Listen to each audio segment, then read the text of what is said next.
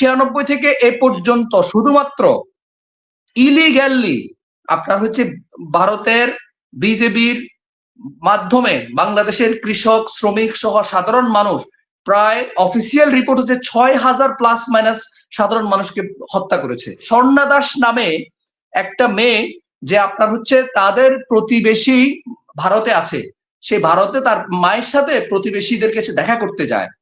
দেখা করার পথে তারা যখন আসে তাদের অতর্কিত গুলি করে স্বর্ণা দাস সেগুলিতে নিহত হয়। ভারত যদি, এটা আমার একদম ভ্যালিড কোশ্চেন, ভারত যদি বাংলাদেশকে যদি ট্রুলি তাদের যদি ফ্রেন্ড মনে করে তাহলে 2009 সালে বাংলাদেশের সাথে কাঁটাতারের বেড়ার প্রশ্নোত্তরে কিন্তু ছিটমহলগুলোর একটা চুক্তিতে আসেন যে ছিটমহলের জনগণ একটা এই অঞ্চলের মানুষ যারা যে অঞ্চলে থাকে তারা ওই অঞ্চলের অধিকারগুলো ভোগ করতে পারবে, এই অঞ্চলের মানুষ এই অঞ্চলের অধিকারগুলো ভোগ করতে পারবে, বাট তারা ফ্রিলি তারা চলাফেরা করতে পারবে। ইন্টারেস্টিং বিষয় হচ্ছে এইভাবে যখন আমরা দেখলাম, কিন্তু তারপরে কন্টিনিউয়াস ছিটমহল ইস্যু হওয়ার পর থেকে 75 যখন শেখ মুজিবুর রহমান হত্যা হন, শেখ মুজিবুর রহমান হত্যা হওয়ার পরে কিন্তু সিনারি টোটালি চেঞ্জ হয়ে যায়, যে এটা একদম বাংলাদেশ এবং ভারতের চিত্রটা কিন্তু টোটালি আলাদা হয়ে যায়। আপনি ইন্টারেস্টিংলি দেখেন, তখন ভারত চিন্তা করছে যে শেখ মুজিব হত্যার পরে বাংলাদেশের সাথে, বাংলাদেশে যখন সামরিক শাসন ছিল 3 ইয়ার্স এর মতো, আফটার দ্যাট 1979 যখন প্রেসিডেন্ট জিয়াউর রহমান যখন তিনি ক্ষমতায় আসেন, প্রেসিডেন্ট জিয়াউর রহমান যখন তিনি তার মাল্টিপল একটা রিলেশন মেনটেন করেন ফরেন পলিসিতে, যখন তিনি শুধু not only the Indian dependency এই ক্ষেত্রে থেকে উনি বেরিয়ে এসে যখন উনি পার্শ্ববর্তী চায়না সহ মিডল ইস্ট এবং অন্যান্য অঞ্চলগুলোর সাথে যখন তিনি তার সম্পর্ক ডেভেলপ করতে যান, তখন ভারতের সাথে বিভিন্ন ইস্যুগুলি কিন্তু কনফ্লিক্ট অলরেডি স্টার্টেড।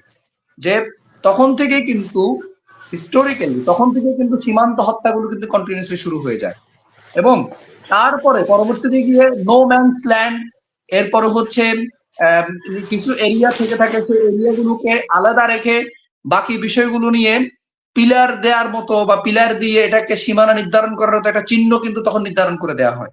কিন্তু দুঃখজনক বিষয় হচ্ছে পরবর্তীতে যখন ভারতের সাথে বাংলাদেশের পলিটিক্যালি এটা হচ্ছে পুরো সীমানাটা কিন্তু আপনার হচ্ছে আলোচনা করতে হবে পলিটিক্যাল পার্সপেক্টিভে, কারণ বাংলাদেশের সাথে ভারতের যে সীমানা আছে এই সীমানাটা কাঁটাতার পর্যন্ত 2009 ডিফেন্স হয়, এই কাঁটাতার পর্যন্ত পুরো ঘটনা কিন্তু পলিটিক্যালি মোটিভেটেড ছিল। কারণ হচ্ছে বাংলাদেশের বিভিন্ন সময় বিভিন্ন ধরনের রাজনৈতিক সরকার এসেছে, সেই রাজনৈতিক সরকারগুলোর সাথে ভারতের সম্পর্ক কতটুকু ছিল সেই সম্পর্কগুলোর আলোকে কিন্তু বর্ডারের প্র্যাকটিসটা কিন্তু ছিল। আমি আমার পূর্ববর্তী দুজন বক্তা যে অফেন্স গুলোর ব্যাপারে উনি আলোচনা করেছেন, আমি সেদিকে যাচ্ছি না, আমি জাস্ট একটু রাজনৈতিক মোটিভেটেডটা কি ছিল সেটা একটু আমাকে ব্যাখ্যা করতে চাচ্ছি। জাস্ট আমি একটা তথ্য দিই। আপনি দেখেন 79 যখন জিয়াউর রহমান উনি যখন পাওয়ারে আসেন, পাওয়ারে আসার পর উনি যখন ডিফারেন্ট টাইপস অফ রিলেশন উনি মেনটেন করেন, বাংলাদেশের ফরেন পলিসি যখন মাল্টিপল সেক্টর থেকে যখন তারা কাজ করা শুরু করে, তখনই কিন্তু ভারতের সাথে আনঅফিসিয়ালি কিন্তু একটা দূরত্ব তৈরি হয়। এই দূরত্ব থেকে কিন্তু ভারত তার পূর্ববর্তী 71-এ ভারতের কি কন্ডিশনে বাংলাদেশের সাথে স্বাধীনতাকে তারা হেল্প করেছে বা কি করেছে সেটা আমরা এভরিথিং লাউড এন্ড ক্লিয়ার আমরা জানি, ওটা নিয়ে আমরা ডিসকাশনে যাচ্ছি না। আপনি দেখেন ভারত রেড ক্লিপ লাইন হওয়ার পর থেকে কিন্তু যখন পাকিস্তানের সাথে যখন এই অঞ্চলটা যখন অ্যাটাচড ছিল, তখন থেকে কিন্তু বাংলাদেশের সাথে ভারতের যখন সীমান্তবর্তী সম্পর্ক ছিল, তখন ভারত মনে করতো বাংলাদেশের সাথে বাণিজ্যিক, সামরিক, রাজনৈতিক যত কিছু আছে প্রত্যেকটা ডাইরেক্ট তাদের হস্তক্ষেপ থাকবে। In one sense we can say that the direct hegemony, অর্থাৎ এই অঞ্চলকে শতভাগ কন্ট্রোল করার জন্য তাদের স্টেট হিসেবে চিন্তা করা আনঅফিসিয়ালি, এটা ছিল তাদের পলিসি। এই বক্তব্যগুলোর আলোকে কিন্তু সীমানার ইস্যুগুলোও কিন্তু ছিল। আপনি দেখেন সবচেয়ে ভয়ানক যে বিষয়গুলো ছিল সীমান্তবর্তী, আপনি দেখেন 1996 থেকে এ পর্যন্ত অধিকারের রিপোর্ট, অধিকারের রিপোর্ট অনুযায়ী আমি বলতেছি 1996 থেকে এ পর্যন্ত শুধুমাত্র ইলিগ্যালি আপনার হচ্ছে ভারতের বিজেপির মাধ্যমে বাংলাদেশের কৃষক শ্রমিক সহ সাধারণ মানুষ প্রায় অফিসিয়াল রিপোর্ট হচ্ছে 6,000 প্লাস মাইনাস সাধারণ মানুষকে হত্যা করেছে। কখন এটা হত্যা করেছে? কখন? যখন আপনি দেখবেন 79-এর পরে তখন ভারত একটা চিন্তা করে, যখন বাংলাদেশের সাথে ভারতের যখন দূরত্ব তৈরি হয়, আপনি হিস্টোরিক্যালি তথ্যগুলো দেখবেন, আমি সবগুলো according to the historical literature আমি কথা বলতেছি, যে আপনি দেখবেন ভারত তখন স্টেট বাংলাদেশের সাথে যখন ভারতের রিলেশনটা যখন কি হবে, ফরেন ডিপ্লোমেসি কি হবে সেটা মেনটেন করতে গিয়ে যখন তারা দূরত্ব দেখতে পেল, তখন তারা সীমান্তবর্তী তারা তাদের ফোকাস তারা দিয়ে দেয়। সেখানে গিয়ে তারা বিজেপিকে তারা কিন্তু স্টেট অর্ডার দেয়। স্টেট অর্ডার যেটা সেটা হচ্ছে ফায়ার অন সাইট। আপনি দেখবেন দেখা মাত্রই গুলি করো। পৃথিবীর এটা মানে ইন্টারেস্টিং, পৃথিবীর কোন দেশ এ পর্যন্ত তার নেইবরিং স্টেট গুলোর সাথে এ ধরনের ব্রুটাল কোন সিদ্ধান্ত কিন্তু এখনো দেয় নাই। আপনি দেখাতে পারবেন না। ফায়ার অন সাইট নীতি, that was the first brutal attack against Bangladesh. যে আপনি একটা আপনার সীমান্তবর্তী নেইবরিং স্টেটে যার সাথে আপনার এত লম্বা একটা পলিসি, আপনি আপনার বাহিনীকে কখনো সীমান্ত রক্ষার নামে অথবা আপনার হচ্ছে বাইরের লোকজন ঢুকে যাচ্ছে বা বাংলাদেশের লোকজন আপনার দেশে ঢুকে যাচ্ছে, এই সমস্ত আপনার হচ্ছে সো কল ইস্যুগুলোকে আপনি দেখিয়ে কখনো ফায়ার অন সাইট আপনি নীতি দিতে পারেন না। তারপর থেকেই বিজেপির লোকজন, এরকম অনেক ইতিহাস, বিজেপি সরাসরি বাংলাদেশের সীমান্তে এসে বাংলাদেশের কৃষকদেরকে গুলি করেছে। তারপরে হচ্ছে বাংলাদেশের মানুষজন যারা সীমান্তে বসবাস করে, সীমান্তে বসবাসকৃত মানুষ তখন তাদের কৃষি কাজ অথবা ফার্মিং লাইভ স্টক সহ যে ইয়েগুলো চাষাবাদ গুলো আছে এগুলো যখন তারা করতে যাচ্ছে, প্রচুর কৃষককে তার এরিয়ার মধ্যে বিজেপির গুলিতে নিহত হতে কিন্তু আমরা রিপোর্ট দেখেছি।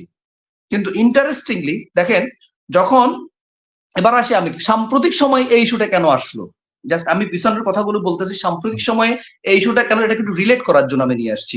দেখেন সাম্প্রতিক সময়ে আপনার হচ্ছে সীমান্তবর্তী এই ইস্যুগুলো আসছে একমাত্র অনলি ওয়ান কজ, সেটি হচ্ছে ভারতের সাথে যখন বাংলাদেশের বর্তমান প্রশাসনের, বর্তমান ইন্টারিম গভর্নমেন্টের আপনার হচ্ছে ডিপ্লোম্যাটিক রিলেশনটা একদম দুই মেরুতে অবস্থান করছে। এই দুই মেরুতে অবস্থান করার কারণে ভারত কন্টিনিউয়াসলি বাংলাদেশকে তাদের আধিপত্য বিস্তার করা বা তাদের বাজার হিসেবে চিন্তা করার যে টেন্ডেন্সি, সেই টেন্ডেন্সিকে বাংলাদেশকে অস্থির তৈরি করে রাখার জন্য একটার পর একটা যে ধরনের ঘটনাগুলো ঘটাচ্ছে, তারই ধারাবাহিক আরেকটি ঘটনায় কিন্তু চাঁপাইনবাবগঞ্জের এই ইস্যু। কারণ এই ইস্যুটা এখন উঠার কোশ্চেন কালেও কোনো সম্ভাবনা নাই। আপনি 2009 সালে যখন কাঁটাতার দিয়ে দিয়েছেন, আমার একটা প্রশ্ন, ভারত যদি, এটা আমার একদম ভ্যালিড কোশ্চেন, ভারত যদি বাংলাদেশকে যদি ট্রুলি তাদের যদি ফ্রেন্ড মনে করে, তাহলে 2009 সালে বাংলাদেশের সাথে কাঁটাতারের বেড়ার প্রশ্নে তারা আসবে কেন? যে যেমন নেপালের সাথে তাদের কোনো কিন্তু আপনার হচ্ছে বেড়া নাই, ভুটানের সাথে তাদের কিন্তু কাঁটাতারের কোনো বেড়া নাই, ফেন্স নাই, দেখবেন আপনি। তাহলে বাংলাদেশের সাথে এত দীর্ঘ লম্বা একটা কাঁটাতারের বেড়া তাও আপনি দেওয়ার পরে আপনার ওয়াচ টাওয়ার থেকে আপনি দেখে দেখে বাংলাদেশি কৃষকদেরকে তার সীমান্তের মধ্যে আপনি গুলি করেন, এবং এটা নিয়ে আপনার কোনো ধরনের বিন্দু পরিমাণ কোনো আপনার কোনো সেন্স নাই বা কোনো আপনার এটা নিয়ে কোনো বক্তব্যই নাই, তাহলে আমি কিভাবে বুঝবো ভারত ট্রুলি আমার সাথে ফ্রেন্ডশিপ রিলেশন মেনটেন করতে চাচ্ছে?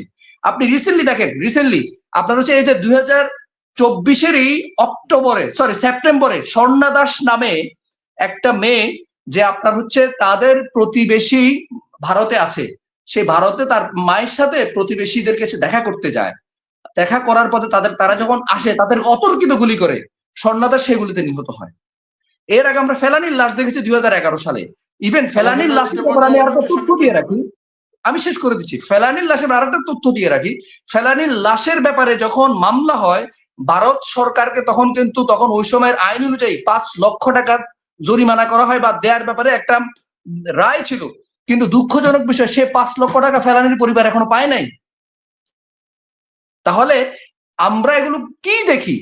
আপনি এই বিষয়গুলো প্রমাণ করে আপনি আমার সাথে কখনো নেইবরিং স্টেট হিসাবে, আপনার প্রতিবেশী স্টেট হিসাবে আপনি ফ্রেন্ডশিপ আপনি মেনটেন করতে চান না। আমি বলবো যে ভারতের যারা কর্তা ব্যক্তি আছেন, বাংলাদেশকে অ্যাজ এ স্টেট হিসেবে সভরেন্টি স্বীকার করে বাংলাদেশের সাথে নেইবরিং স্টেট হিসেবে রিলেশন কিভাবে মেনটেন করা যায়, যেটা ন্যায্যতার ভিত্তিতে যে সম্পর্কের কথা আমরা বলে আসছি, সেই সম্পর্কটা কিভাবে মেনটেন করা যায় এই ব্যাপারে ফোকাস দেওয়া উচিত। আওয়ামী লীগকে আপনার টুলস মনে করে এতদিন ব্যবহার করেছেন, এখন আওয়ামী লীগ সরকার নাই, নতুন আরেকজনকে আপনি সার্চ করতেছেন, আই ডোন্ট নো আদৌ আপনি পাবেন কিনা, কিন্তু এই মেন্টালিটি আধিপত্যবাদের চিন্তাকে বাদ দিয়ে একটা সভরেন স্টেটের সাথে কিভাবে রিলেশন মেনটেন করা যায়, কিভাবে তার সাথে বাণিজ্যিক বা আদার্স যে বিষয়গুলো আছে এগুলো ন্যায্যতার ভিত্তিতে করা যায়, সেই বিষয়ে ফোকাস দেওয়াটা আমার মনে হয় খুবই জরুরি। সুতরাং এটা বলবো, এই সীমান্তবর্তী যে ঘটনাগুলো, এই ঘটনাগুলো কিন্তু আপনার হচ্ছে যে সমস্ত সিকিউরিটি ইস্যুগুলো দেখানো হচ্ছে বা যে সমস্ত অন্য কোনো কজগুলো ভারত যেভাবে দেখাচ্ছেন, এগুলো কিন্তু এই সেন্স থেকে কিন্তু ব্যাখ্যা, এটা একদম ল্যাম এক্সকিউজ। ব্যাখ্যা করার প্রশ্ন আসে না। এগুলো হচ্ছে শতভাগ রাজনৈতিক একটা ব্যাপার, politically motivated and politically biased, যেটা আপনার হচ্ছে সরকারের সাথে এই আপনার হচ্ছে শাসক গোষ্ঠীর সাথে দূরত্ব কতটুকু হচ্ছে সেই আলোকে আমার সীমান্তের আচরণগুলো কিন্তু করা হচ্ছে। এই বিষয়গুলো আমাদেরকে একটু ভালোভাবে ক্লারিফাই করে আমাদের কর্তব্য যারা আছে তারা সেভাবে স্টেপ নেওয়া জরুরি। ধন্যবাদ জি।